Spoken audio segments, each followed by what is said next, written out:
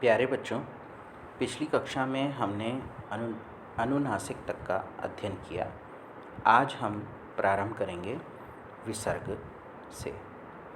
विसर्ग का प्रयोग आपको पता ही है कि आप संस्कृत भाषा में विशेष रूप से करते हैं और इसका उच्चारण ह की ध्वनि से इंगित होता है, पता लगता है। जैसे संभवतः, अतः, स्वतः, प्रातः। तो यहाँ पीछे ह नहीं लिखा है हमने, आधे ह का उच्चारण है और हमने विसर्ग लगाए हैं।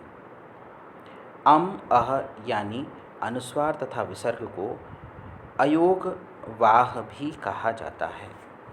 वर्णमाला में इनका स्थान स्वरों के बाद तथा व्यंजनों से पहले आता है। अब हम आते हैं आगत ध्वनि पर। आगत ध्वनि का अर्थ है बच्चों, आगत का अर्थ है जो आया हुआ, यानी हिंदी भाषा में दूसरी भाषा से जो शब्द आ गया है और जिसकी मात्रा हिंदी भाषा में उपलब्ध नहीं है। जैसे डॉक्टर है, कुछ लोग डॉक्टर को डॉक्टर करके लिख देते हैं, वह गलत है। तो इस आ की जो डॉक्टर में जो ध्वनि आ रही है, ट्रॉफ़ी में जो ध्वनि आ रही है, कॉफ़ी में जो ध्वनि आ रही है, स्टॉप में जो ध्वनि आ रही है, इसको इंगित करने के लिए खाली एक चंद्रमा ऊपर, आ के ऊपर एक चंद्रमा लगाया जाता है। और यह बच्चों विशेष रूप से जिन शब्दों में आ लगा हुआ है उसके ऊपर ही आता है। जैसे डॉक्टर, तो ड के आगे आ का डंडा लगा हुआ है और ऊपर हमने केवल एक चंद्रमा बनाया है, बिंदु नहीं डालना है। तो इनको हम कहते हैं आगत ध्वनि। बच्चों इसके बाद में हम देखते हैं कि स्वरों की मात्राएं। स्वरों की मात्राओं के विषय में आपको जानकारी है ही, एक बार इनका पुनरावर्तन आप इस चार्ट को देख करके कर लेंगे। इसके बाद आप देखें ऊ की मात्रा, रू की मात्रा, र की मात्रा, इन सभी की जानकारी आपको पिछली कक्षाओं में कराई गई है। अब हम सीधे आते हैं व्यंजन पर। बच्चों व्यंजन के दो अर्थ होते हैं। एक व्यंजन शब्द का अर्थ है भोजन की वैरायटी, कितने व्यंजन बने हैं, 56 प्रकार के व्यंजन बने हैं। और एक व्यंजन आता है जो भाषा में प्रयोग किया जाता है, जिसका अर्थ है कि जो शब्द स्वरों की सहायता से, जो वर्ण स्वरों की सहायता से बोले जाते हैं, उन्हें व्यंजन कहते हैं। इन व्यंजनों के उच्चारण में जब वायु मुंह से निकलती है, जब हम उनको उच्चारण करते हैं तो कहीं हवा रुक करके मुंह से बाहर निकलती है। ध्यान रखें कि व्यंजन 33 होते हैं, 33 होते हैं। और यदि हम इसमें संयुक्त व्यंजन तथा विकसित व्यंजन को भी मिला दें तो इनकी संख्या 39 हो जाती है, यानी कि 6 शब्द, 6 अक्षर और मिल जाते हैं। व्यंजन के भेद। तो व्यंजन बच्चों हमेशा स्वरों की सहायता से बोले जाते हैं। इनके भेद भी इनके उच्चारण के आधार पर किए गए हैं। व्यंजन के 3 भेद हैं, स्पर्श व्यंजन, अंतस्थ व्यंजन तथा ऊष्म व्यंजन। स्पर्श व्यंजन का अर्थ है, स्पर्श का मतलब है टच करना, छूना, यानी जिन शब्दों का उच्चारण करते समय आपकी जिह्वा कहीं न कहीं मुख के अंदर स्पर्श करती है, छूती है, वे स्पर्श व्यंजन कहलाते हैं। इनमें हमारे 5 वर्ग आ गए, क वर्ग, च वर्ग, ट वर्ग, त वर्ग, प वर्ग। ठीक है। प्रत्येक वर्ग में जो 5 वर्ण हैं, हर वर्ग का नाम उसके प्रथम वर्ण के नाम पर रखा गया है और वर्ग का अंतिम वर्ण पंचमाक्षर पंचम वर्ण कहलाता है। ठीक है। अब बारी आती अंतस्थ व्यंजन कौन से होते हैं।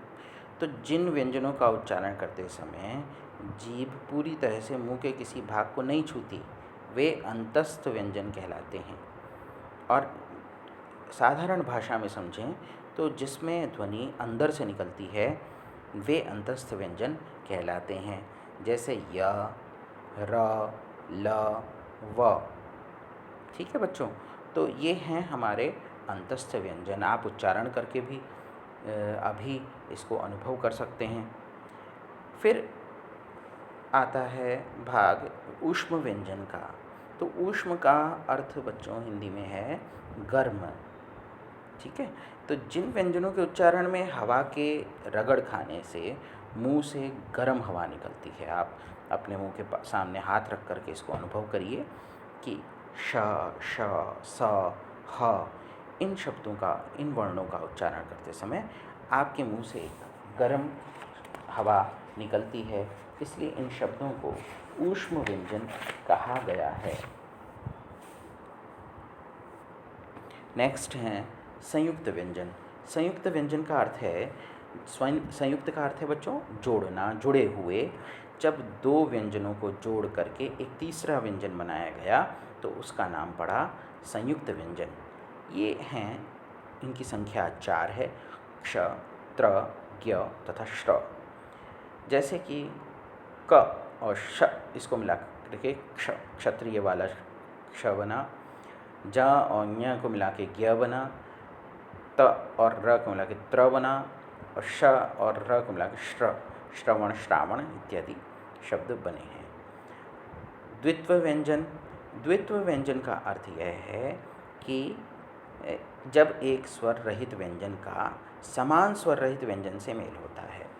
ठीक है बच्चों, यानी कि एक आधे अक्षर का दूसरे आधे अक्षर से, दूसरे एक आधे व्यंजन का दूसरे आधे व्यंजन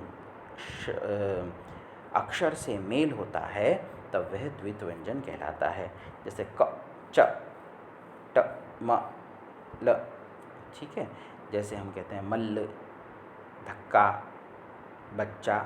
यहाँ पर देखने योग्य बात, याद रखने योग्य बात यह है कि क के बाद क ही है, च के बाद च ही है, ट के बाद ट ही है, म के बाद म ही है, और दिल्ली शब्द में ल के बाद ल ही है। इन्हें द्वित्व व्यंजन कहते हैं। ठीक है बच्चों, द्वित्व का मतलब यहाँ पर हम समझ सकते हैं इस प्रकार से कि जैसे जोड़ा है। फिर है संयुक्ताक्षर। अब देखिए, संयुक्त व्यंजन और संयुक्ताक्षर ये दोनों भिन्न हैं।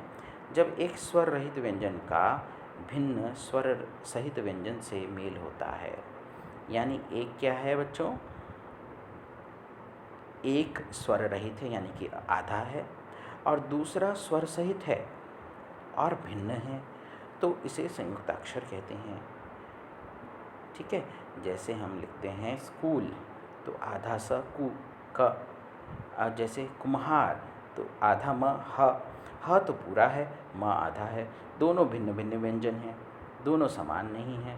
इनका हम शब्द में प्रयोग करते हैं, जैसे कुम्हार, तुम्हारा, निम्न, प्रचार, प्रभात। इस प्रकार से प के नीचे र का प्रयोग किया गया।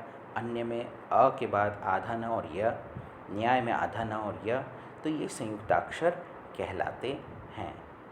यहाँ पर बच्चों एक चार्ट दिया गया है, जिसे देख करके आपको समझना है कि कौन से शब्द दंत्य, दंत्य का अर्थ है जो दांत से छू करके निकलते हैं।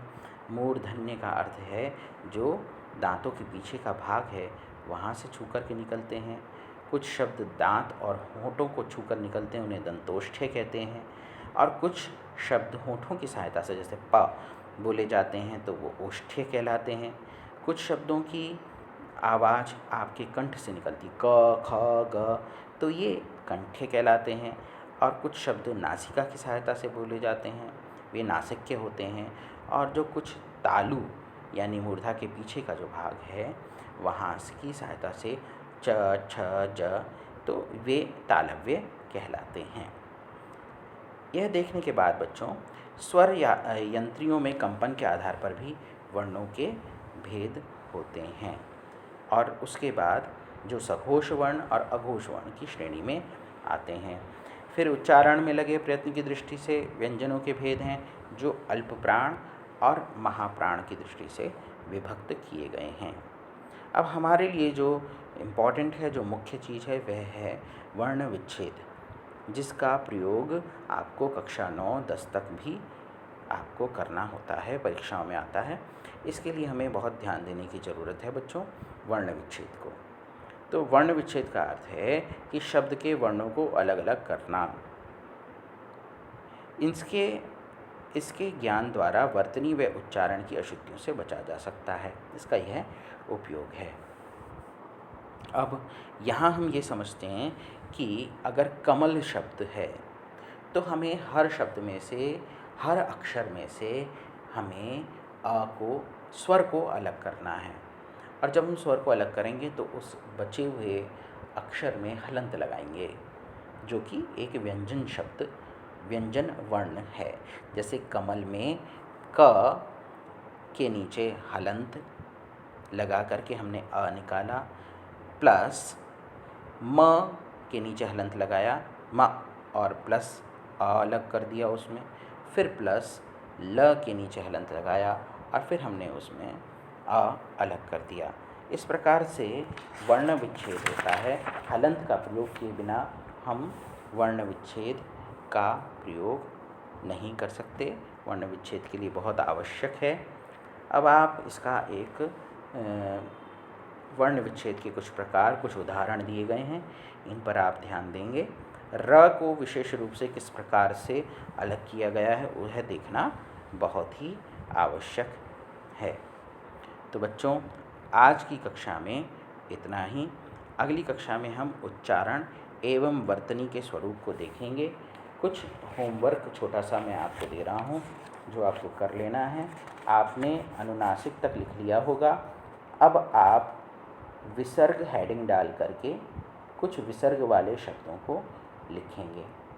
इसके बाद आगत ध्वनि हेडिंग डालेंगे और उसके बाद कुछ आगत ध्वनि वाले शब्दों को वहाँ पर लिखेंगे। इतना कार्य करने के बाद आपको व्यंजन हेडिंग डालनी है और व्यंजन की परिभाषा लिखनी है। फिर उसके बाद व्यंजन के केवल भेद लिख देने हैं।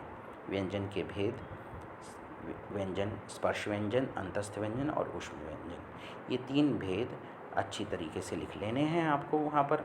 और इसके बाद ये जो 5 वर्ग दिए हुए हैं, क वर्ग, च वर्ग, ट वर्ग, त वर्ग, इसे आपको लिख लेना है। जब आपने ये लिख लिया, उसके बाद आपको अंतस्थ व्यंजन हेडिंग डाल करके य, र, ल, व इतना केवल लिख लीजिए। ऊष्म व्यंजन हेडिंग डाल के श, श, स, ह लिख लीजिए। इतना कार्य होने के बाद आप फिर संयुक्त व्यंजन पर आइए। संयुक्त व्यंजन हेडिंग डालिए और जो संयुक्त किए गए जो 4 उदाहरण दिए गए हैं और ऊपर जो 4 शब्द दिए गए हैं, क्षत्रज्ञ, श्र, ये 4 शब्द लिख लीजिए, वर्ण लिख लीजिए। और 4 वर्णों को लिखने के बाद नीचे जो 4 उदाहरण दिए गए हैं उन्हें लिखें। फिर द्वित्व व्यंजन और इनके उदाहरण क, च, ट, ट, म, ल, ये सब लिख लीजिए और उसके उदाहरण लिख लीजिए। इसके बाद संयुक्ताक्षर दिए गए हैं, म, मन, प्र, न्य, क्य, श, त्व, त्य, प्य, स्व, ये वाले अक्षर ये लिख लीजिए और उनके नीचे आप उनके उदाहरण में जो दिए गए हैं वे लिख लीजिए। इतना कार्य करने के बाद आपको सीधा वर्ण विच्छेद पर आना है। वर्ण विच्छेद लिखने की हेडिंग केवल आपको डालनी है और हेडिंग डालने के बाद जो उदाहरण दिए गए हैं इन उदाहरणों को आपको नोटबुक में लिख लेना है। आशा है आप अच्छे से आज के इस कार्य को समझ गए होंगे। अब अगली कक्षा में हम पढ़ेंगे उच्चारण एवं वर्तनी तथा अशुद्धियाँ जो हो जाती हैं भाषा में उन्हें कैसे ठीक कर सकते हैं, उनके बारे में हम पढ़ेंगे। धन्यवाद।